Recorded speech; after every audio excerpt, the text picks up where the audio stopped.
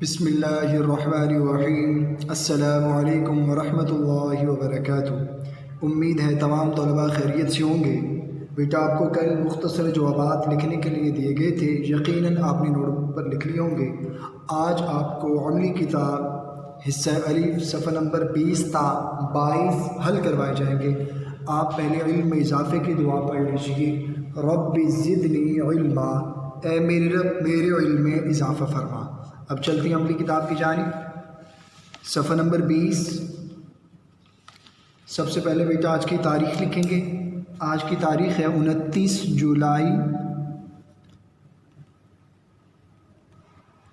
2020 عیسوی۔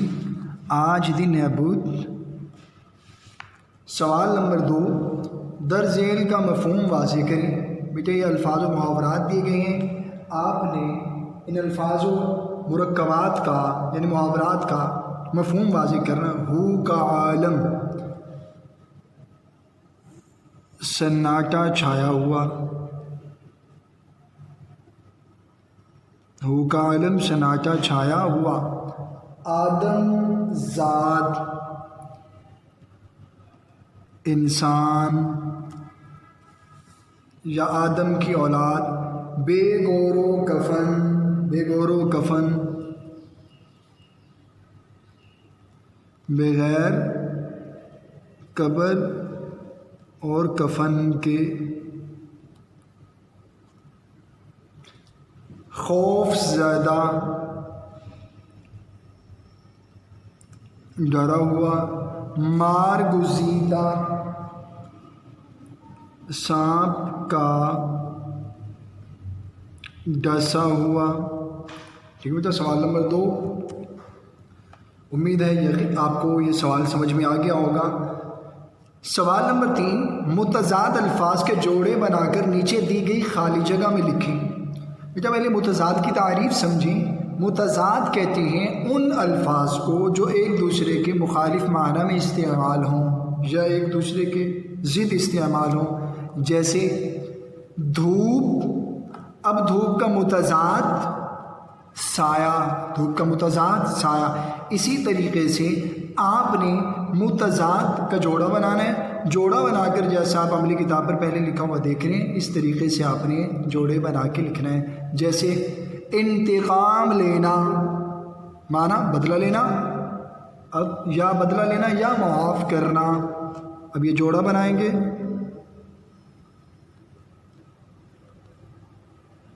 انتقام لینا،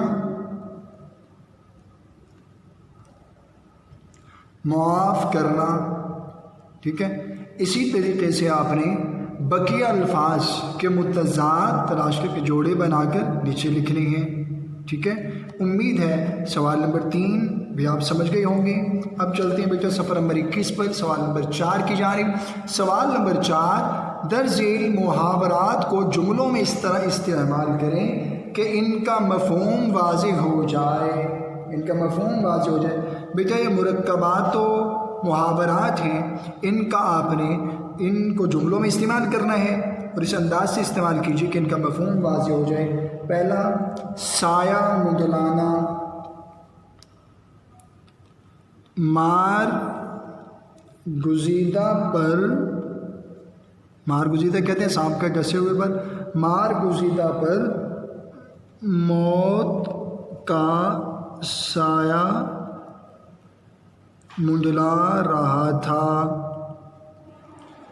مار گزیدہ پر موت کا سایہ منڈلا رہا تھا۔ منڈلانا یعنی چکر لگانا۔ مار گزیدہ پر موت کا سایہ منڈلا رہا تھا۔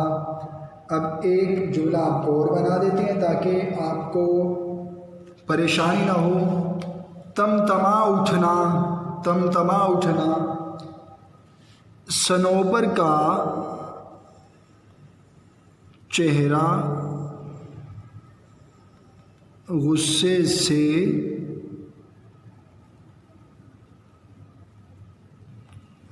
تمتما اٹھا۔ صنوبر کا چہرہ غصے سے تمتما اٹھا۔ بیٹا اس طریقے سے آپ نے مرکبات و محاورات کو جملوں میں استعمال کرنا ہے کہ ان کا مفہوم واضح ہو جائے۔ تمتما اٹھنا کا مطلب چمک اٹھنا، کیا کرنا بیٹا؟ چمک اٹھنا۔ اب آگے فرشتہ اجل یعنی موت کا فرشتہ. اب فرشتہ اجل موت کے فرشتے کو کہا جاتا ہے. فرشتہ اجل موت کے فرشتے کو کہا جاتا ہے. بیٹا آپ نے 3 میں نے جملوں میں استعمال کر کے آپ کو بتائے. یقیناً بقیہ مرکبات و محاورات کو از خود جملوں میں استعمال کر لیں گے.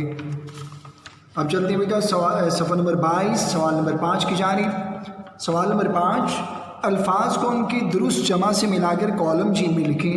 بیٹا 2-3 کالم آپ دیکھ رہے ہیں. پہلے کالم میں کالم الف، کالم بے، کالم جیم. کالم الف میں واحد الفاظ لکھے ہوئے ہیں، کالم بے میں جمع الفاظ لکھے ہوئے ہیں، کالم جیم میں آپ نے واحد الفاظ کے سامنے اس کا جمع تلاش کر کے کالم بے سے لکھنا ہے. جیسے پہلا موت. اب موت کا جمع اقوام، تدابیر، اشخاص، اموات. موت کو اموات کے ساتھ ملایا. اب اموات کو کالم جیم میں، ٹھیک ہے بیٹا. اس طریقے سے پہلے آپ نے ملانے کے بعد اس کے سامنے لکھنا ہے تاکہ کوئی غلطی نہ ہو. امید ہے آپ یہ بھی سوال سمجھ گئے ہوں گے.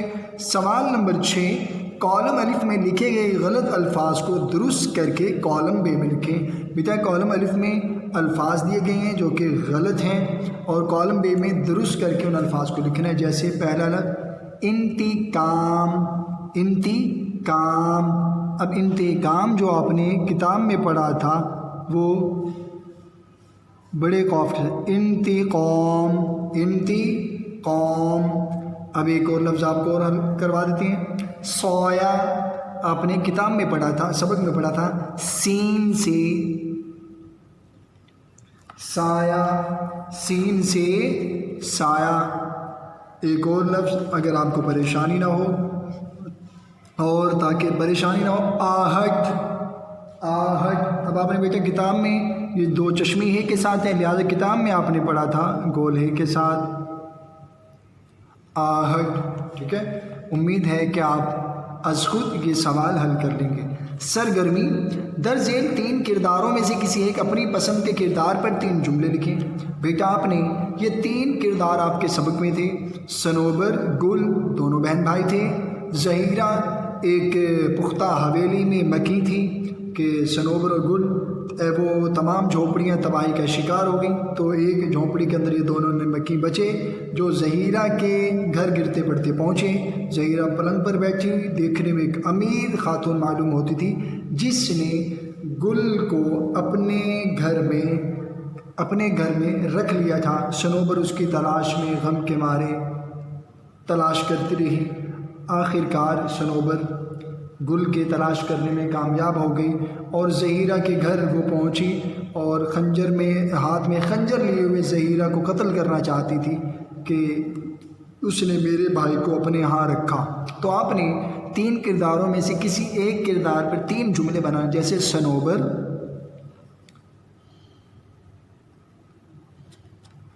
صنوبر کا چہرہ غصے سے تمتما اٹھا. اسی طریقے سے آپ نے صنوبر سے متعلقہ 2 جملے بنا رہے ہیں. امید ہے تمام طلباء از خود صفحہ نمبر 20 تا 22 کا بقیہ کام مکمل کر لیں گے اور مکمل کرنے کے بعد اسے یاد کریں گے. بیٹا آج کی ڈائری آپ نوٹ کر لیں. آج کی ڈائری ہے 29 جولائی بروز بدھ، عملی کتاب صفحہ نمبر 20 تا 22 یاد کریں. السلام علیکم ورحمۃ اللہ وبرکاتہ.